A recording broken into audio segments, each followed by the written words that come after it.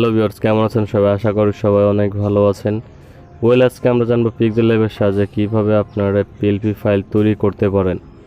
আসসালামু আলাইকুম, আমি শান্ত ফ্রম বঙ্গটেক। যারা আমার চ্যানেল নতুন তারা প্লিজ সাবস্ক্রাইব করুন আর পাশে থাকা বেল আইকনটি অল করে দিন পরবর্তী ভিডিওগুলোর নোটিফিকেশন পাওয়ার জন্য।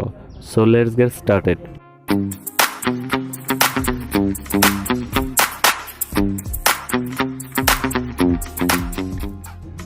তো পিক্সেলল্যাব ওপেন করার পর এখান থেকে আপনারা আপনাদের সাইজ নিয়ে নেবেন, যে ধরনের পিএলপিটি আপনারা তৈরি করতে চাচ্ছেন। তো জাস্ট আমি এরকম একটি সাইজ নিয়ে নিলাম। তারপর এখান থেকে আপনারা আপনাদের মতো কাস্টমাইজ করে নেবেন, পিএলপি ফাইলটি বানিয়ে নেবেন। তো জাস্ট আমি এখানে আমার চ্যানেলের নামটা লিখলাম। লেখার পর জাস্ট আমরা এখানে ওকে করে দেব। তারপর এটা আমরা এখান থেকে কাস্টমাইজ করে নেব। তারপর তা হচ্ছে গিয়া আমি একটি স্টিকার এখানে অ্যাড করব। তো জাস্ট আপনারা আপনাদের যা যা অ্যাড করতে চাচ্ছেন আপনারা সেটা অ্যাড করতে পারেন। তো জাস্ট আমি একটি স্টিকার অ্যাড করে নিচ্ছি এখানে। তো ওকে দিয়ে দিলাম। তারপর স্টিকারটা জাস্ট লেয়ারটা টেনে আমরা নিচে নিয়ে নেব। তো এখানে জাস্ট কালারটা একটু প্রবলেম করতেছে, আপনারা কালার দিয়ে নেবেন। হয়ে গেছে। তো এখানে আপনারা আপনাদের মতো কাস্টমাইজ করে নেবেন যে ধরনের আপনারা পিএলপি ফাইলটি তৈরি করতে চাচ্ছেন। তো জাস্ট আমি আরও কিছু এখানে অ্যাড করছি।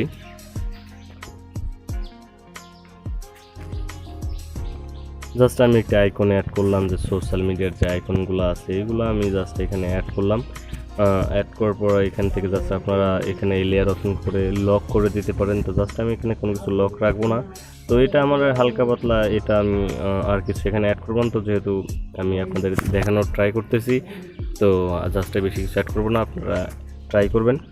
তো জাস্ট এখানে পিএলপি হিসাবে সেভ করার জন্য আমাদের যে এই অপশনটা দেখতে পাচ্ছেন, যে সেভ আইকনটাতে আপনারা জাস্ট ক্লিক করবেন। ক্লিক করার পর এখানে যে সেভ অ্যাজ প্রজেক্ট লেখা আছে এটাতে ক্লিক করবেন। ক্লিক করার পর এখানে আপনি আপনার পিএলপি ফাইলের নামটি এখানে জাস্ট দিয়ে দিবেন। তো জাস্ট আমি এখানে চ্যানেলের নামটা দিচ্ছি।